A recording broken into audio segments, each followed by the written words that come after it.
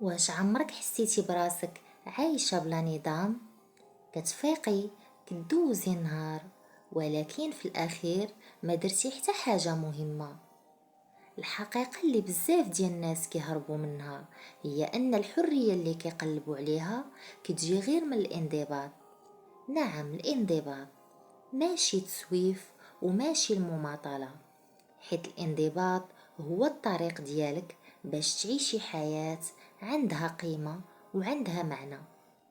في البداية الانضباط كيكون صعيب، كتفيقي بكري صعيب، تخدمي على راسك صعيب، تحبسي الحوايج اللي ما فايدينك في والو صعيب. ولكن واش عارفة شنو الأصعب؟ أنك تبقاي في بلاصتك عام من ورا عام.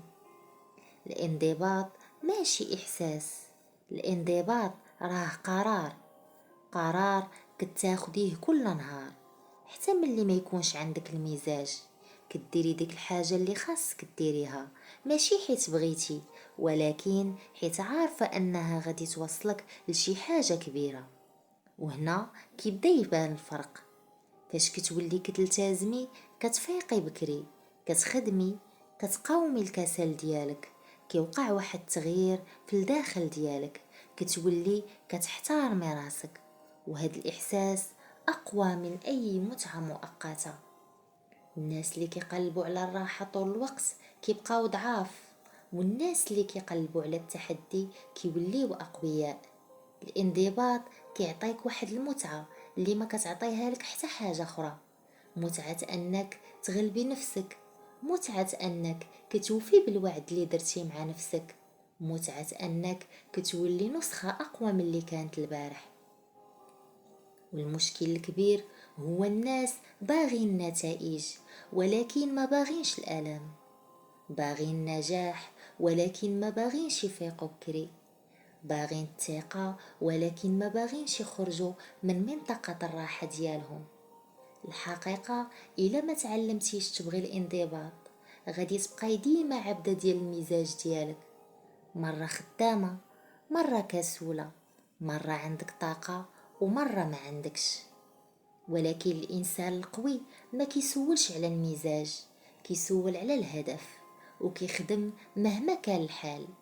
الانضباط كيبدل كل شي، كيبدل شكل جسمك، كيبدل عقلك، كيبدل حياتك كاملة.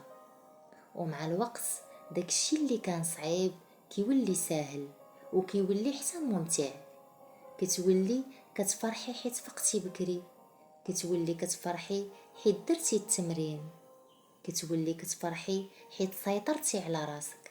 وهنا كتفهمي واحد الحاجة خطيرة، بأن الانضباط ماشي عذاب، الانضباط هو أعلى شكل ديال حب الذات، حيت كديري الحاجة اللي صالحة ليك حتى إلا ما كانتش مريحة دابا سؤال مهم، واش غادي تبقاي عايشة حسب المزاج ديالك ولا غادي تبداي اليوم وتبني حياة بالانضباط؟ حيت الفرق بين الناس اللي ناجحين والناس اللي باقين في بلاصتهم ماشي الذكاء، ماشي الحظ، الفرق هو الانضباط. الا بغيتي تبدلي حياتك ما تحتاجيش موتيفاسيون، تحتاجي قرار، قرار انك تكوني منضبطة كل نهار، حيت في الاخير متعة الانضباط اقوى بزاف من ندم التراخي.